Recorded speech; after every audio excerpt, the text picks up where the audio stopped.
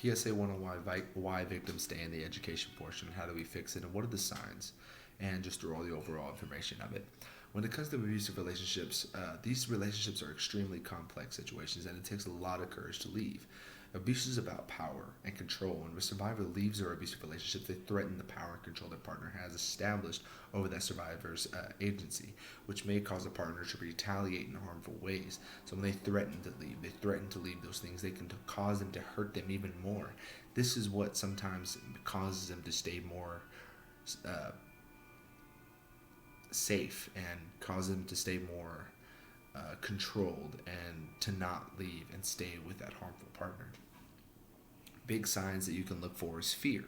Just like I discussed before, a person will likely be afraid of the consequences if they decide to leave their relationship, and either out of fear of their partner's actions or concern over their partner's ability to be independent.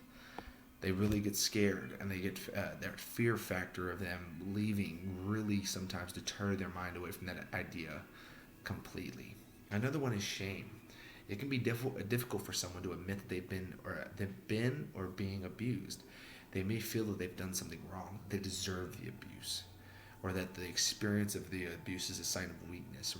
Remember that blame shifting is a common tactic that their partner may use or can reinforce a sense of responsibility for the partner's abusive behavior. I'm hitting you or I'm beating you for this certain reason because you're this way or you think this way or you look this way. This is why I'm hitting you. And this can cause their mind to turn and deter themselves to make it really seem that it's their fault that they're getting abused and that they're not a victim of the situation, that they deserve everything that they're getting when that's really not the case. This, as I'm going into it, can turn into low self-esteem. After experiencing the verbal abuse and that blame shifting and the blame and the constant down talking for that physical abuse can be easy for survivors to believe those sentiments and believe that it's truly their fault for their partner's physical behavior.